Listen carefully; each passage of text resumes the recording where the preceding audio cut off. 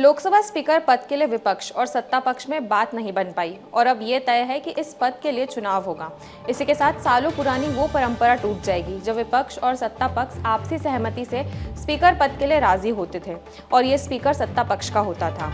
आज की रिपोर्ट में हम बात करेंगे स्पीकर पद की रेस से उतरे दोनों उम्मीदवार ओम बिरला और के सुरेश की राजनीतिक पृष्ठभूमि क्या है और दोनों में से किसका पलड़ा भारी है। नमस्कार, मैं यशस्वी जोशी स्वागत करती हूं आपका यूबीई न्यूज में, जहां हम न सिर्फ खबरें लाते हैं बल्कि उसका बारीक और सटीक विश्लेषण भी करते हैं। लोकसभा अध्यक्ष पद के लिए सरकार और विपक्ष के बीच मंगलवार को आम सहमति नहीं बन पाई।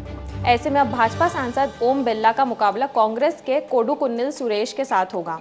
बिरला ने राष्ट्रीय जनतांत्रिक गठबंधन और सुरेश ने विपक्षी गठबंधन INDIA गठबंधन के उम्मीदवारों के तौर पर अपना अपना नामांकन किया। लोकसभा अध्यक्ष के चुनाव में उतरने के लिए विपक्ष ने अंतिम समय में तब फैसला लिया जब भारतीय जनता पार्टी के वरिष्ठ नेताओं ने उनकी इस शर्त को नहीं माना कि राजग के उम्मीदवार बिरला का समर्थन करने में एवज में विपक्षी गठबंधन INDIA को उपाध्यक्ष पद दिया जाना चाहिए। लोकसभा अध्यक्ष पद के उम्मीदवार ओम प्रकाश बिरला की बात करें तो सबसे सक्रिय सांसदों में से एक हैं। स्पीकर के रूप में कड़े फैसले लेने के लिए भी जाने जाते हैं। राजस्थान के कोटा से 3 बार के सांसद ओम बिरला राजस्थान में 3 बार विधायक भी रह चुके हैं। भाजयुमो के राष्ट्रीय उपाध्यक्ष भी रहे हैं। बतौर सांसद पहले कार्यकाल में 86% उपस्थिति के साथ 671 प्रश्न और 163 बहसों में भागीदारी की थी। 2019 में दूसरी बार सांसद बनने पर लोकसभा अध्यक्ष बनाया गया।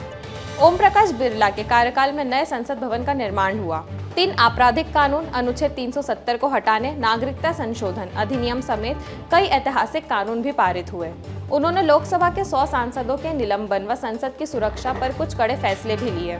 चलिए अब बात करते हैं के सुरेश की। केरल से 8 बार के सांसद रहे और 2009 में हाई कोर्ट ने इनका निर्वाचन अवैध घोषित कर दिया था। लोकसभा अध्यक्ष पद के लिए विपक्ष के उम्मीदवार कोडिकुन्निल सुरेश केरल से 8 बार के सांसद हैं। 4 जून 1962 को तिरुवनंतपुरम में जन्मे के सुरेश 1989 में पहली बार लोकसभा सांसद बने। 1991, 1996 और 1999 में भी वह लोकसभा पहुंचे। 1998 व 2004 में हारे लेकिन 2009 में वापसी की। 2009 में केरल हाईकोर्ट ने उनके चुनाव को अवैध घोषित कर दिया था, जिसे सर्वोच्च न्यायालय ने बहाल कर दिया था। उनके निकटतम प्रतिद्वंदी ने सुरेश को ईसाई बताते हुए उन पर अनुसूचित जाति से होने का फर्जी जाति प्रमाण पत्र लगाने का आरोप लगाया था। अब आपको थोड़ा सदन का गणित समझाते हैं। सदन में भाजपा समेत राजग के 293 सांसद हैं, वहीं विपक्षी गठबंधन के पास 233 सदस्य हैं। 2 लोकसभा सीट से निर्वाचित हुए कांग्रेस नेता राहुल गांधी के केरल की वायनाड सीट से इस्तीफा दिए जाने के बाद सदन में कुल सदस्यों की संख्या 541 रह गई है। फिलहाल 7 सांसदों ने लोकसभा की सदस्यता की शपथ नहीं ली है। ऐसे में यह संख्या 535 रह गई है। यदि कोटा से भाजपा सांसद बिरला फिर से लोकसभा अध्यक्ष चुने जाते हैं तो 5वीं बार ऐसा होगा कि कोई अध्यक्ष एक लोकसभा से अधिक कार्यकाल तक इस पद पर आसीन रहेगा। कांग्रेस नेता बलराम जाखड़ एकमात्र ऐसे पीठासीन अधिकारी रहे जिन्होंने 7वीं और 8वीं लोकसभा में 2 कार्यकाल पूरे किए हैं। लोकसभा के पूर्व महासचिव PDT आचार्य के मुताबिक नए सदन के सदस्यों को अभी सीटें आवंटित नहीं की गई तो इलेक्ट्रॉनिक डिस्प्ले प्रणाली का इस्तेमाल नहीं किया जा सकेगा। पेश किए गए प्रस्तावों में उसी क्रम में एक-एक करके रखा जाएगा जिस क्रम में वे प्राप्त हुए हैं। यदि आवश्यक हुआ तो उन पर मत विभाजन के माध्यम से निर्णय लिया जाएगा। यदि अध्यक्ष के नाम का प्रस्ताव पारित हो जाता है यानी सदन द्वारा ध्वनिमत से स्वीकृत हो जाता है तो पीठासीन अधिकारी घोषणा करेगा कि सदस्य को सदन का अध्यक्ष चुन लिया गया है और बाद के प्रस्ताव पर मतदान नहीं होगा।